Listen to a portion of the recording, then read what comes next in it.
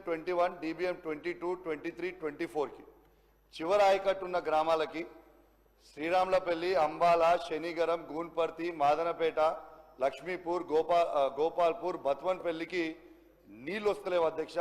వేలాది ఎకరాలు ఎండిపోయే ప్రమాదం ఉంది. అనేక సార్లు నేను సి గారితో డి గారితో మాట్లాడుతూ ఉన్నాను అధ్యక్ష.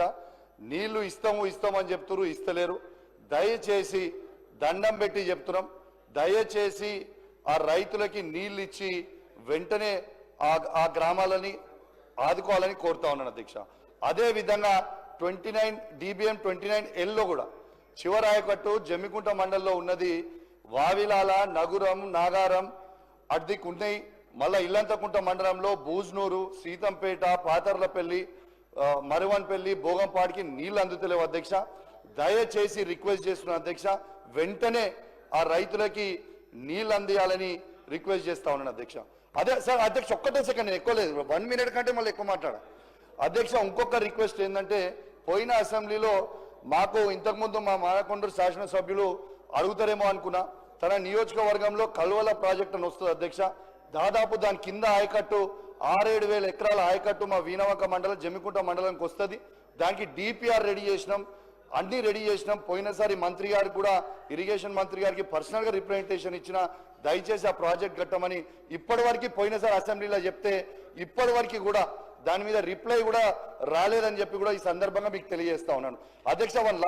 వన్ లాస్ట్ థింగ్ అధ్యక్ష, మాట్లాడుతూ మొన్న డిప్యూటీ సీఎం గారు హుజురాబాద్ నియోజకవర్గంలో ఇంత రుణమాఫీ చేస్తామన్నారు కదా అధ్యక్ష. నేను ఇంత చేసినామని చెప్పిండ్రు. నేనేమంటారు అధ్యక్ష, పదే ముఖ్యమంత్రి గారు నన్ను ఎక్స్పెల్ చేస్తా అంటారు, తప్పు చేస్తే సస్పెండ్ చేస్తా అని అంటారు కదా అధ్యక్ష. నేను ఓపెన్ ఆఫర్ ఇస్తున్నా అధ్యక్ష, 107 గ్రామ పంచాయతీలలో ఏ ఒక్క గ్రామ పంచాయతీలైనా హుజురాబాద్ నియోజకవర్గం 100% రుణమాఫీ అయితే నేను రాజీనామా చేసి నేనే వెళ్ళిపోతా అధ్యక్ష. ఇది గ్యారంటీగా చెప్తా ఉన్నా. ఇంకోటి అధ్యక్ష, లాస్ట్ ఇంకోటి అధ్యక్ష, మొన్న స్టేషన్ గన్పూర్ నియోజకవర్గంలో ముఖ్యమంత్రి గారు 800 కోట్ల రూపాయలు ఇచ్చిర్రు. నా హుజురాబాద్ నియోజకవర్గానికి కూడా 1000 కోట్ల రూపాయలు ఇవ్వాలి. పక్కనున్న అనంకొండలున్న రాజేందర్ రెడ్డి గారికి, అటు పక్కనున్న కొండ సురేఖ గారికి, ఇటు పక్కనున్న పల్లరాజేశ్వర రెడ్డి గారికి, దాని పక్కన నేనున్న మా నియోజకవర్గాల్లో కూడా 1000 కోట్లు ఇవ్వాలి అధ్యక్ష. ఇది కాంగ్రెస్ పార్టీలో ఉన్న ప్రతి ఎమ్మెల్యే మనసులో ఉన్నది చెప్తున్నా, ఈ బీఆర్ఎస్ పార్టీలో ఉన్న ప్రతి ఎమ్మెల్యే మనసులో చెప్తున్నా.